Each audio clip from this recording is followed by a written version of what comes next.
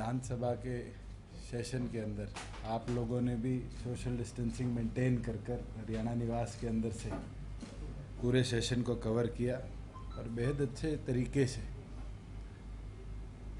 विधानसभा का हमारा सत्र 12 बिल्स के साथ साइनडाई हुआ, जिसको आगे स्पीकर के परमिशन के साथ दोबारा रिज्यूम किया जाएगा। एक चीज़ जिसके लिए आज आपको विशेष तौर पे बुलाया है और पिछली प्रेस कॉन्फ्रेंस में भी कई साथियों ने ये सवाल पूछा था कि एक्साइज कलेक्शन का क्या अपडेट है।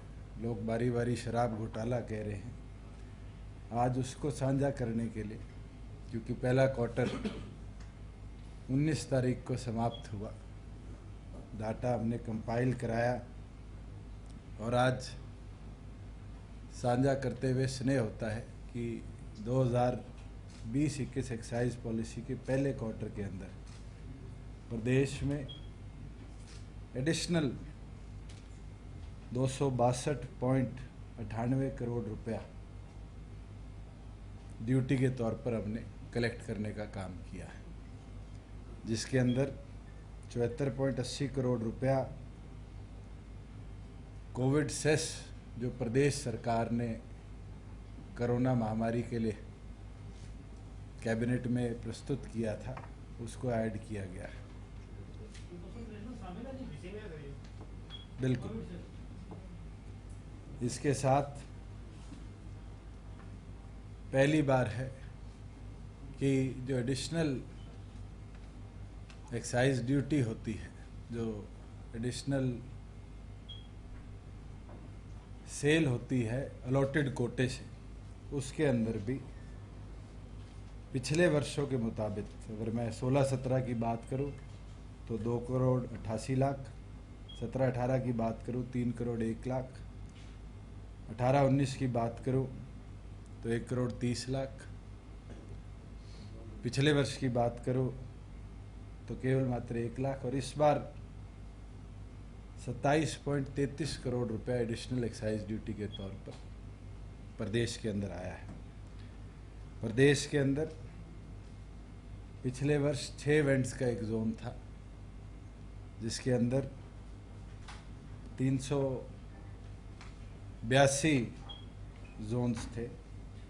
इस बार उसको हमने 2 इवेंट्स का एक जोन बनाया, तो 1163 जोन हमने नियुक्त किए थे, जिसमें केवल मात्र 1 अनसोल्ड हमारा जोन है। जो इवेंट की फीस है, पिछले वर्ष भी 3600 करोड़ आई थी और इस वर्ष कोविड के बावजूद भी वो 3599 रिटेल फीस इवेंट से हमने कलेक्ट करी। जो हमारे बेसिक कोटा था कंट्री लिकर का, उसको हमने पिछली पॉलिसी में सेम रखा था। IMFL के बेसिक कोटे में डिक्रीज आया था, मगर एडिशनल कोटे की लिफ्टिंग के अंदर पिछले वर्ष के मुताबिक, मैं प्रूफ लीटर में बात करूंगा, टेक्निकल साथी समझ जाएंगे, पिछले वर्ष फर्स्ट क्वार्टर में सिर्फ 4050 प्रूफ लीटर हमारे एडिशनल कोटा कंट्री लिकर का गया था। इस वर्ष 35,70,933 proof litre additional country liquor का गया है। पिछले वर्ष IMFL का एडिशनल कोटा 0 था। इस वर्ष प्रदेश के अंदर 20,49,679 प्रूफ लीटर IMFL का एडिशनल कोटा गया है। प्रदेश के अंदर जो हमारी एडिशनल एक्साइज ड्यूटी है, अगर हम फर्स्ट क्वार्टर से कंपेयर करें तो वो लगभग 2700 गुना है। एक्साइज ड्यूटी जो है वो पिछली बार 533 करोड़ थी, इस बार 632 करोड़ है। परमिट फीस जो ऑनलाइन परमिट वेबसाइट पर कटते हैं वो 62.70 करोड़ से 67.40 करोड़ पहुंची है। रिटेल फीस जो है वो 144 करोड़ से 1447 करोड़ से 1509 करोड़ रुपए पहुंची है। जहां एक्शन लेने की बात है, अगस्त माह में 4 FIR जो हमारा नई अमेंडमेंट आई थी under section 61 of Punjab excise act, सख्ती के साथ उन पर भी कार्रवाई करी है। कई रिकमेंडेशन जो पीछे SIT ने दी थी, मैं उन पे भी अपडेट पीछे भी दे चुका हूँ, दोबारा आपको दे देता हूँ। जहाँ बात होलोग्राम और ट्रैक एंड ट्रेस की है, उस व्यवस्था के लिए टेंडर डॉक्यूमेंट को अपलोड कर दिया गया। सितंबर माह के अंदर पूरा प्रोसेस कंप्लीट कर प्रदेश में डिजिटली ट्रैक एंड ट्रेस हम करवा देंगे। जहाँ CCTV कैमराज की बात है, क्योंकि ये मामला हाई पावर परचेज से अप्रूव होकर आया था, उसके बाद आज प्रदेश के अधिकतम 50% से ज़्यादा हमारे बॉटलिंग प्लांट और डिस्टिलरीज के अंदर CCTV कैमराज इंस्टॉल हो चुके हैं। और इसके अंदर एक नई डायरेक्शन मैंने इशू करवाई है, जिसके अंदर DTC एक्साइज को हर 15 दिन के अंदर डिस्टिलरी और बॉटलिंग प्लांट विजिट कर कैमरे की लोकेशन, कैमरे के अंदर कोई बाधा ना डाली जाए, कैमरा किसी तरह से डैमेज ना किया जाए और उसके ऑनलाइन सपोर्ट को प्रॉपर मॉनिटर किया जाए। उसके लिए हर 15 दिन के अंदर अपनी रिपोर्ट हेडक्वार्टर को भेजनी पड़ेगी। जहां हमारी पॉलिसी का क्लॉज 12.2 का पार्ट था कि टेम्पर प्रूफ फ्लो मीटर लगा जाएगा, इसके अंदर जो ENA की क्वालिटी है उसको मॉनिटर भी किया जाएगा और लीकेजेस रोकी जाएगी। 1 महीने के अंदर अंदर प्रदेश के तमाम हम डिस्टिलरीज को कनेक्ट कर पाएंगे और उनकी क्वालिटी को मॉनिटर कर पाएंगे। प्रदेश सरकार ने मैंडेटरी कर दिया है कि जितने भी व्हीकल, चाहे वो डिस्टिलरी से बॉटलिंग प्लांट से निकले या फिर L1 L13 से वेंट्स की ओर जाएंगे, उनके अंदर तमाम व्हीकल में GPS मैंडेटरी है।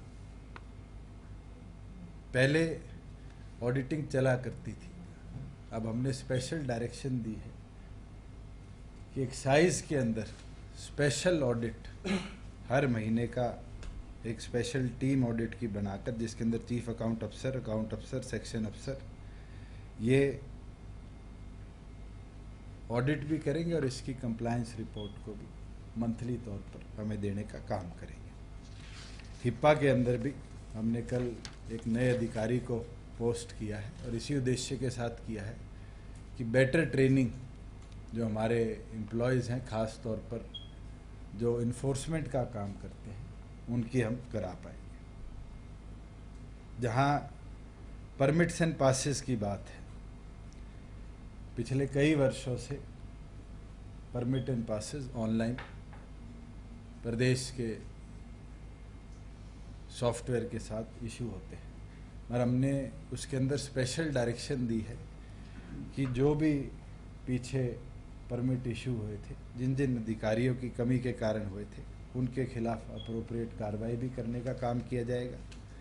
और आने वाले समय में जितनी हमारी पेमेंट्स भी हैं उसको भी हम डिजिटलाइज करने का काम करेंगे। साथ में जितने हमारे वेंड्स हैं इनको भी अब POS के साथ पॉलिसी के अनुसार कनेक्ट किया जाएगा, जिसके अंदर जितनी भी सेल परचेज होंगी उनको डिजिटली हम मॉनिटर भी कर पाएंगे और मॉनिटरिंग के साथ साथ उनका रिकॉर्ड, जो साइज रिकॉर्ड है, उसके साथ हम रिवाइज कर पाएंगे। रिन्यूअल ऑफ लाइसेंस, जिसके लिए बारी बारी हेडक्वार्टर के भी लोगों को चक्कर काटने पड़ते थे, उसको भी हमने इस बार डिजिटलाइज करने का काम किया है। सारे लाइसेंसेस अब रिन्यू ऑनलाइन हुआ करेंगे। जहां नए लाइसेंसेस की बात है, उसकी एप्लीकेशन भी अब पूरी तौर पर ऑनलाइन करी जाएगी। किसी भी तरह के ह्यूमन इंटरफेयर्स को हम पूरी तौर पर रोकने का काम करेंगे, क्योंकि एक अहम वर्ष था और कोविड जैसी महामारी के अंदर जो हमारा टारगेट था कि हम इस एक्साइज ईयर के अंदर पिछले वर्षों के मुताबिक लगभग 1100 करोड़ एडिशनल रेवेन्यू लाने का काम करेंगे। मुझे लगता है कि जहां ट्रांसपोर्टेशन पूरी तौर पर बंद है, ऑफिसेज, रेस्टोरेंट्स भी पर्याप्त एफिशिएंसी के साथ नहीं चल रहे, उसके बावजूद भी लगभग 262.98 करोड़ का एडिशनल रेवेन्यू आना, मुझे लगता है कि जो लोग बारी बारी इसको घोटाला नाम दे रहे थे, उनको मैं तथ्यों के साथ आज बता पाऊंगा कि प्रदेश सरकार गंभीर है और किसी भी तरह का इलिसिट ट्रेड प्रदेश के अंदर हम सहने का काम नहीं करेंगे। और मैं दावे के साथ कह सकता हूं, हमारे साथ लगते हुए 5 राज्य हैं। आप पांचों राज्यों का किसी का भी फर्स्ट क्वार्टर का रेवेन्यू अगर उठाकर देखेंगे और उसका पिछले वर्षों से कंपैरिजन करेंगे तो केवल मात्र हरियाणा ही है जिसने एडिशनल रेवेन्यू पहले क्वार्टर के अंदर इस एक्साइज ईयर में कलेक्ट करने का काम किया है। दिल्ली ने तो, पंजाब ने, राजस्थान ने आज ये हालात है कि स्पेशल ऑर्डर्स निकाले हैं कि रेस्टोरेंट्स के अंदर भी अब अल्कोहल परमिटेड है। आने वाले दिनों में, क्योंकि अनलॉक की नई गाइडलाइंस आ चुकी, उसके अंदर प्रदेश के अंदर भी जो हमारे L4, L5 लाइसेंसेस जो पेंडिंग हैं, जिनको हमने रोका हुआ था, प्रदेश सरकार उसके ऊपर भी विचार करके उनको भी परमिट करने का काम करे। कोई आपके सवाल? ये जो आप एडिशनल रेवेन्यू का नाम लेके अपनी पीठ थपा रहे हैं बैंक में भी, ये तो एक्स्ट्रा शराब बिकी तभी एडिशनल एक्साइज हमारे पास ड्यूटी आई। इसमें महकमे का जो पीठ थपवाने का उद्देश्य है, जो कार्य प्रणाली है और जो SCT ने निकाला था, इन दोनों को आप कैसे मिक्स कर सकते हैं? क्योंकि इतनी शराब तो फिर भी बिकी लॉकडाउन के दौरान L1 से और L13 से, अगर वो भी आपकी सिस्टम से बिकती तो और शायद एडिशनल रेवेन्यू आता। तो इसमें थोड़ा सा मैं आपको करेक्ट कर दूं जी। हमारे प्रदेश में वेंट्स जो खुले थे वो 6 मई से खुले थे और उसके अंदर सेटिंग अप पीरियड, क्योंकि कोविड के अंदर पिछले साल के कंपैरेटिव इस साल हैंडिंग ओवर टेकिंग ओवर नहीं हुआ था। एक्साइज ईयर को 19 तारीख से हमने शुरू किया था और उस 6 तारीख से लेकर 19 अगस्त तक के डाटा को मैं आपके पास शेयर करूँ और उस डाटा को जो मैं शेयर करता हूँ, मैं पिछले वर्षों के भी पहले क्वार्टर से उसको कंपेयर करूँ। इसके अंदर बिकनी ना बिकनी,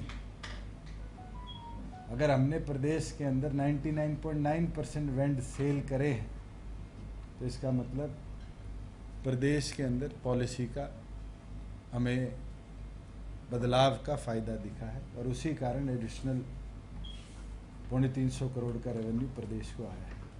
अगर पॉलिसी में अमेंडमेंट्स ना होती और पिछले वर्षों के कंपैरेटिव हम चलते तो शायद ये एडिशनल रेवेन्यू इस बार देखने को नहीं मिलता। और जो शक्ति प्रदेश के अंदर हमने करी है, उसका नतीजा है कि मैंने पिछले 5 वर्षों का आपके पास एडिशनल कोटे का डाटा शेयर किया। उस कंपैरिजन में भी पहली बार है कि चाहे IMFL हो चाहे कंट्री लीकर हो, इसके अंदर हमने एडिशनल कोटा भी उठवाने का काम किया है। और शायद आने वाले समय में ये परिस्थिति बन जाए, क्योंकि एडिशनल कोटा अलॉटेड कोटे का 50% है, हमें शायद उस 50% को भी और इंक्रीज़ करना पड़ सकता है अगर एडिशनल कोटे का जो 50% का मार्क है अगर वो पूरी तौर पर फिलअप हो जाता है तो उसको भी हमें एडिशनली इंक्रीज करना पड़ सकता है। ये तो खपत की बात है, ये लोग शराब पी रहे हैं तो भी तो एडिशनल कोटा देना पड़ रहा है। मैं तो आपसे एक चीज आपके सवाल का ही जवाब दे दूं, लोग बारी बारी घोटाला कह रहे हैं। अगर घोटाला हुआ होता तो क्या एडिशनल आपका स्टॉक बिकता? पिछले वर्षों के कंपैरेटिव इतना इंक्रीज आपको दिखता? केवल मात्र शक्ति है, और उस शक्ति से कहीं ना कहीं कई लोग दुखी हैं, और जो लोग दुखी हैं उनको कहीं ना कहीं उनका दुख ये छलकता है। संजय, क्या माने इस बात को कि पिछली जो आपकी सरकार थी 5 साल पहले, उसका लास्ट ईयर का जो आपने आपको बताया है एक्साइज ड्यूटी, वो 1 लाख रुपए बताया है, अब आप क्लेम कर रहे हैं 27 करोड़ समथिंग। तो इसका मतलब वहाँ घोटाला पहले भी हुआ है? इसका मतलब मैं घोटाला शब्द नहीं कहूँगा। पिछली बार क्योंकि 6 वेंडर्स का जोन था, और एक वेंडर के पास जब 6 रिटेल वेंडर्स होते हैं एक जोन के अंदर, उसमें एडिशनली वो 6 के अंदर डिवाइड करेगा, कैसे डिवीजन हुई उसकी कैलकुलेशन मैं आपके साथ एट हैंड शेयर नहीं कर सकता। मगर क्योंकि हमने 2 वेंड का जोन बनाया, हमें उसका बेनिफिट मिला। कॉम्पिटिटिव मार्केट के अंदर लोगों ने, जो हमारे वेंडर्स थे 1183, उनने कहीं ना कहीं अपने कंपटीशन में पॉलिसी के अंदर जो रूल्स रेगुलेशन थी उनके माध्यम से अपने कोटे को एडिशनली उठाने का काम किया।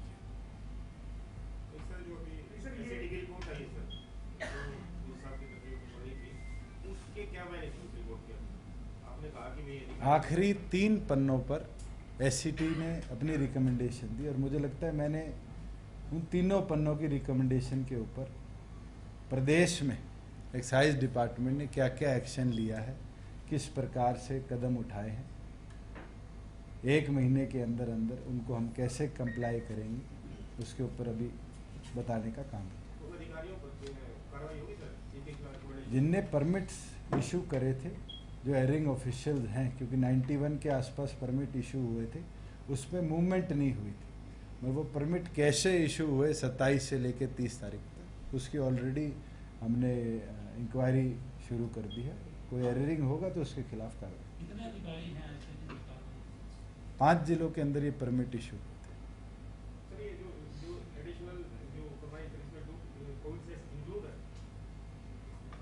74 करोड़ रुपया कोविड सेस का एडिशनल आपके इंक्लूडेड 74 करोड़। मैं आपको बता दूं, अगर आपको एग्जैक्ट डिटेल चाहिए तो रिटेल लाइसेंस फी इसकी कॉपी डलवा देना ही सौ।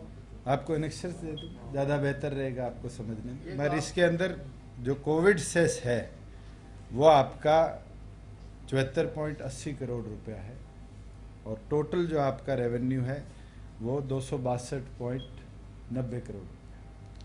एक आपने जो कहा है 50% डिस्टिलरी में अभी भी सीसीटीवी नहीं लगे, तो उसकी कोई डेडलाइन है, कब तक वो लग जाएंगे? इस महीने के अंदर अंदर, सितंबर महीने के अंदर पूरे प्रदेश के तमाम बॉटलिंग प्लांट्स और हमारी डिस्टिलरीज एडिशनली L1 L13 के अंदर भी सीसीटीवी कैमरास इंस्टॉल। अभी कुछ वेंड जो जिनकी ऑक्शन नहीं हुई, कुछ ऐसा है? कुछ सिर्फ एक वेंड है सोनीपत का, एक जोन है जिसके अंदर 2 वेंड्स हैं जिसकी ऑक्शन नहीं हुई, क्योंकि वो इंडस्ट्रियल एरिया के अंदर है, और अभी तक 4 बिडिंग के अंदर उसके लिए कोई बिड करने वाला आया नहीं, क्योंकि पहला क्वार्टर समाप्त हो चुका है। तो उसके हमने चेक्स एंड बैलेंसेस देखने हैं कि हम उसको कैसे सेल ऑफ कर पाएंगे। एक जो एससीटी बार बार एक मांगती रही एक्साइज डिपार्टमेंट से कि हमें L1 और L13 का फिजिकल वेरिफिकेशन जो स्टॉक का था उसकी रिपोर्ट दी जाए। जो तो सरकार ने कहा था कि 2 रिपोर्ट्स थी, ऑलरेडी डीसी की कमेटी जो है वो कर चुकी है, तो वो डाटा आपके पास है, डिपार्टमेंट ने भी आपको भेज दिया है। हमने उन लोगों के खिलाफ क्या एक्शन फैसला किया है? 22 के 22 जिलों का डिप्टी कमिश्नर्स की कमेटी का भी डाटा, और 27 तारीख को जब हमारे पास डिस्ट्रिक्ट वाइज कंप्लायंस रिपोर्ट आई थी, 27 मार्च 2020 को 11 बजे जो डिस्ट्रिक्ट वाइज हमारे पास कंप्लायंस रिपोर्ट आई थी, और उसके बाद अप्रैल के अंदर डीटीसीज ने फिजिकल वेरिफिकेशन कर कर जो एक रिपोर्ट दी थी, तीनों को हमने मैच किया है। कई जगह एडिशनल, कई जगह कमी स्टॉक में जहां आई है, उनके खिलाफ जो भी एक्साइज पॉलिसी 2000 क्योंकि 19-20 की उस समय वैलिड थी, उसके अनुसार जो पेनल्टीज लगनी है, जो एडिशनल ड्यूटी लगनी है, और अगर पर्याप्त मात्रा से एक्सेस आता है तो उसके ऊपर हमने अगर कोई कार्रवाई करनी है, उसके ऊपर डिपार्टमेंट डिस्ट्रिक्ट वाइज रिपोर्ट बनाकर हमें दे रहा है। और आने वाले समय में, क्योंकि रूल्स एंड प्रोसीजर्स जो एक्साइज एक्ट के हैं वो पंजाब एक्साइज एक्ट के, उसके अनुसार जो भी कार्रवाई होगी प्रदेश में वो करने का काम करें। दो तो बातें हमने प्रपोज बताई थी कि जुर्माना भी लगेगा, पेनल्टी का, और एडिशनल जो नहीं, ये तो रूल कहता है कि अगर किसी के पास टैक्स पेड है मगर वो एडिशनल है तो उसके ऊपर क्या कार्रवाई हो। अगर टैक्स नॉट पेड है और वो एडिशनल है तो उसके ऊपर फिर कानूनी कार्रवाई अंडर एक्साइज एक्ट भी होती है। और किसी के पास स्टॉक में कमी है तो उसके ऊपर भी, क्योंकि हमें एक एक को पर्सनल हेयरिंग देनी पड़ेगी नहीं पड़ेगी, उसके ऊपर लीगली हम राय ले रहे हैं। जैसे भी होगा तमाम 22 के 22 जिलों के अंदर जो हमारे पास रिकॉर्ड है उन पर कार्रवाई। रणदीप सिंह सुरजेवाला ने दावा किया है कि ये जो L1 वाला 13 का या फालतू मिला या कम मिला, जो भी आपने भी स्वीकार किया है, 1 करोड़ से ज़्यादा बोतलों का डाटा है ये, जो ये गड़बड़ हुआ है, और लॉकडाउन में पूरी तरीके से शराब के ठेके बंद थे। हरियाणा प्रदेश में शायद उनको नहीं पता कि टोटल ही 3.2 करोड़ केसेस पिछले साल अलॉटेड थे।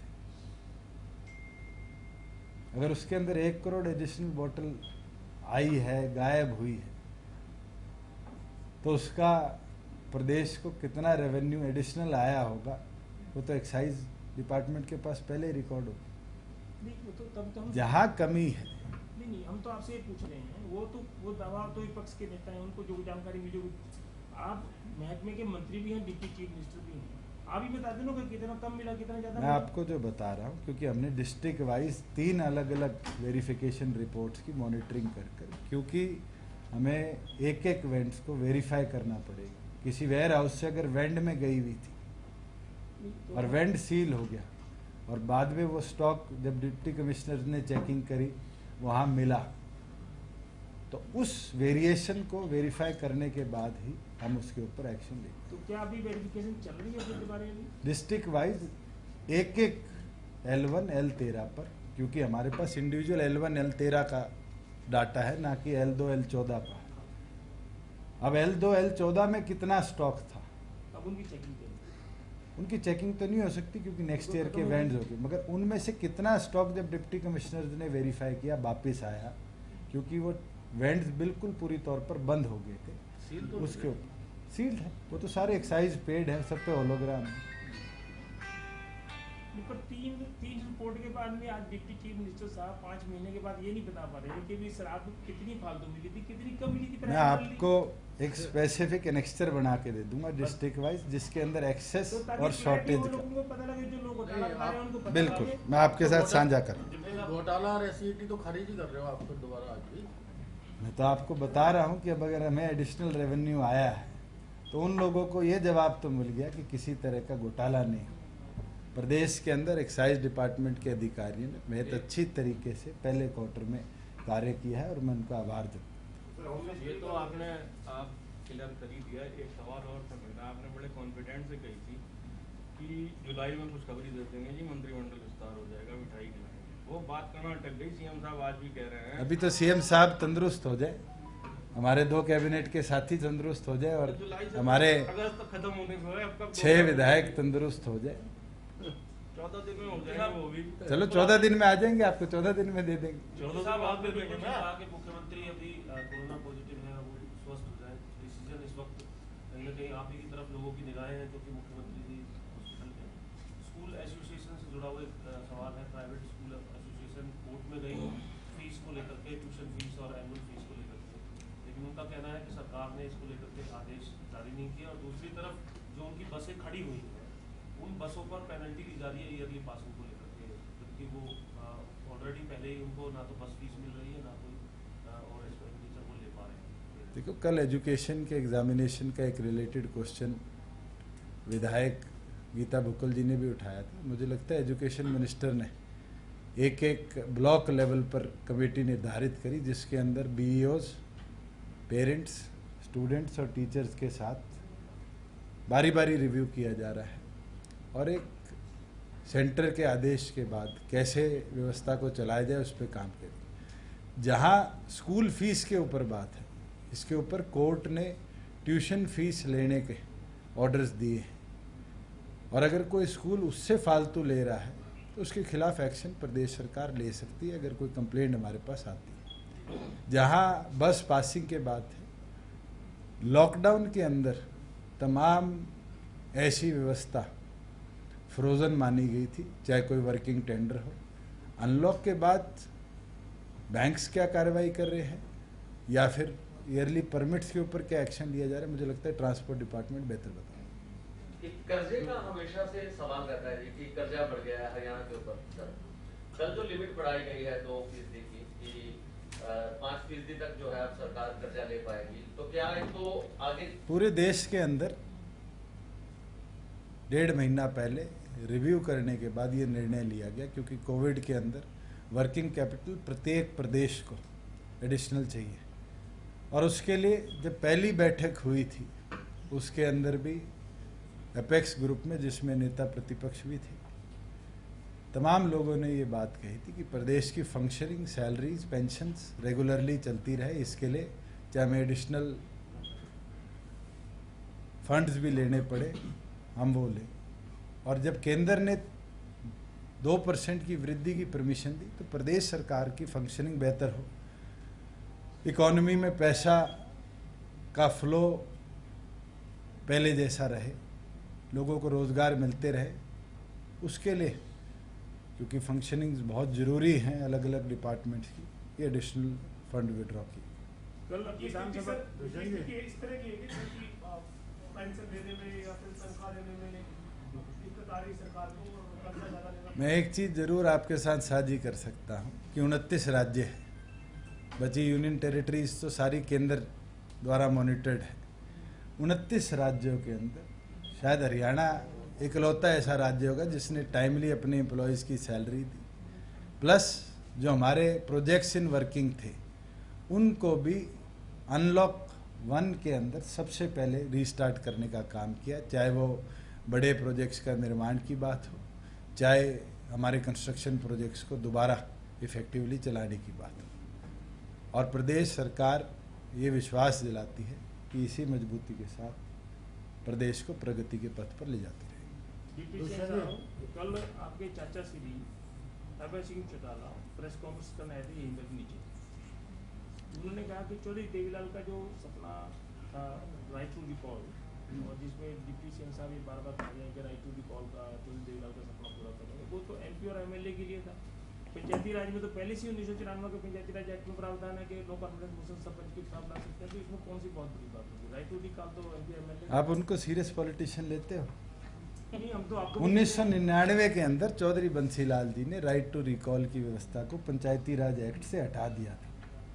अगर वो इतने सीरियस पॉलिटिशियन है तो एक एक्ट के बाद अगर दूसरे एक्ट में अमेंडमेंट आई होती तो उसका भी ज्ञान रखो। और हमने इस बिल को इंट्रोड्यूस कल करना था, मगर नेता प्रतिपक्ष की ऑब्जर्वेशन थी, क्योंकि इसके अंदर वुमेन रिजर्वेशन भी था, इसके अंदर BCA के रिजर्वेशन भी थी, और साथ में राइट टू रिकॉल था, क्योंकि वो चाहते थे कि हाउस में इस पे लेंदी डिस्कशन हो, मेंबर्स को इस पे समय मिले, इसलिए इसको सेशन के आगामी वर्किंग डे के अंदर पेश किया जाए, इसलिए इसको डेफर किया। और राइट टू रिकॉल जो व्यवस्था पहले थी, मैं उसके ऊपर भी आपको इनलाइटन करना चाहूँगा कि वो व्यवस्था थी कि मेंबर्स 2/3 मेजॉरिटी के साथ रिकॉल कर सकते थे, जिसके अंदर गांव की जनता का अधिकार नहीं था। अगर हम प्रदेश के अंदर कुछ अमेंडमेंट लाने की बात करेंगे तो फिर मेंबर्स को ये अधिकार नहीं, गांव के वोटर्स को जो डायरेक्टली चुनने का काम करते हैं। और अगर किसी ने ये बात कही है कि चौधरी देवीलाल का सपना था कि एमपी एमएलए पे आए, आज प्रदेश की ताकत तो पंचायती राज अमेंडमेंट की है। कभी मौका केंद्र का होगा तो जरूर उसके ऊपर भी काम करने का कार्य करें। लेकिन आपको नहीं लगता कि राइट टू रिकॉल के बाद में जो SC BC या जो गरीब वर्ग के लोग चुन के आ जाते हैं उनको एक लोगों का प्रेशर हो जाएगा, उनको विड्रॉ बार बार? देखिए, जब हमारी सरकार की एक सोच है कि पंचायती राज इंस्टीट्यूशंस को ज़्यादा पावर दी जाए, जिसके अंदर आपने देखा होगा कि 2 बार इंटर डिस्ट्रिक्ट काउंसिल की बैठक भी सरकार में हुई। हमने पंचायती राज के एक्सियन को CEO को ट्रांसफ़र करने का काम किया। 22 के 22 जिलों के अंदर CEO जिला परिषद अलग से सीनियर HCS अफसरों को लगाया। उद्देश्य यही है कि डायरेक्टर्स की पावर, डिप्टी कमिश्नर्स की पावर को CEO को ट्रांसफ़र किया जाए, जिससे जैसे केरल के अंदर है या और स्टेट हैं सदर्न इंडिया के जिनमें पंचायती राज इंस्टीट्यूशन अपने आप में एक ताकत है, उन लोगों को जो आज पंचायत के सदस्य चुनकर आते हैं एम्पावर करें। और हमारा उद्देश्य इसीलिए है कि किसी को आप इतना एम्पावर कर रहे हैं तो फिर उन लोगों की मॉनिटरिंग स्टेट गवर्नमेंट ना करे, गांव की जनता करे। इसीलिए हमने ग्राम सभा को ये ताकत देने का गांव के वोटरों को प्लान किया। कल विधानसभा के अंदर आपकी पार्टी के एक विधायक ने तमाम गंभीर आरोप लगाए और असंसदीय शब्द बोले। लोकदल के विधायक ने भी आपके खिलाफ, मतलब जो आपके डिपार्टमेंट है, निशाने पर रहे, तो आपने वो एक शब्द नहीं कहा और उन शब्दों को डिलीट भी नहीं किया गया। तो क्या कारण है, आप क्यों चुप रहे हो? आप उनको सीरियस लेते हैं? नहीं, दोनों मैं तो अभी बोल के हटा हूँ, आप बारी बारी लोकदल की बात करते हैं। कल तो वो BSc के मेंबर भी बन रहे थे। कभी किसी विधायक को सदन में खड़े होकर BSc की सदस्यता के लिए मांग करते देखा है? या BSc इतनी जरूरी होगी एक विधायक के लिए कि वो पूरे हाउस की व्यवस्था को खराब करने का काम करे? उनके अलावा आपकी पार्टी के विधायक भी कह रहे थे कि रिश्वत जो है, आपकी पार्टी के विधायक ने सर, मैं तो राकेश दौलताबाद जी को भी कहा है, उनने कहा था मैंने होर्डिंग लगवाई। अगर ऐसी कहीं समस्या उनके सामने है और किसी के सामने, चाहे वो मेरी पार्टी का हो, इंडिपेंडेंट हो, किसी पार्टी का हो, हमारी सरकार का हिस्सा ना भी हो, तो भी मैं कहता हूँ अगर आपको पता चलता है कि कहीं इस तरह की मॉनेटरी ट्रांजैक्शन होती है, आप बताइए। अगर हमने एक सब रजिस्ट्रार और 6 जॉइंट रजिस्ट्रार्स को ना केवल सस्पेंड किया, उनके खिलाफ FIRs तक करी, तो हम सख्त कार्रवाई करने के प्रति चलने वाले सरकार है। सर, पंजाब सरकार ने कल एक फैसला लिया है कि कोविड से अगर किसी पत्रकार की मौत होती है तो 10 लाख रुपए। हरियाणा के अंदर तो कोविड के कारण किसी की भी डेथ होती है, अगर वो एम्प्लॉय है या एक्रेडिटेड है, तो मेरे ख्याल से पहले ही FD ने ये फैसला लिया। एक आपने 75% रिजर्वेशन वाला अध्यादेश तो वापस ले लिया राज्यपाल से, और कल इंट्रोड्यूस नहीं किया आपने। नहीं, मैं आपको करेक्ट कर दूं, क्योंकि हम पावर चीफ मिनिस्टर को देते हैं कि वो लेजिस्लेशन विधायिका को दे सकते हैं, पेश कर सकते हैं। हम ये पावर नहीं देते कि लेजिस्लेशन विड्रॉ कर सकते हैं। और ऑब्जर्वेशन गवर्नर की थी कि कैबिनेट किसी भी प्रकार के लेजिस्लेशन को विड्रॉ कर सकती है, तो हमें कैबिनेट से प्रस्ताव पास कराना पड़ेगा कि हम अपना ऑर्डिनेंस विड्रॉ करते हैं। आगामी दिनों के अंदर उसको विड्रॉ कर बिल को हम कमिंग डेज में शेप। 75% युवाओं वाला जो मामला है वो भी कल अभय सिंह जी कह रहे थे कि जो इंडस्ट्री अब लगेगी उसमें भी 3 साल तक ये नहीं है कि 75% वाला लागू है। हम प्रदेश में 75% का जो कानून लेकर आ रहे हैं वो तमाम एक्ट्स को सुपरसीड करने का काम करें। अगर कोई कहता है कि ये 3 साल तक लागू नहीं होगा तो कहीं ना कहीं मिसगाइड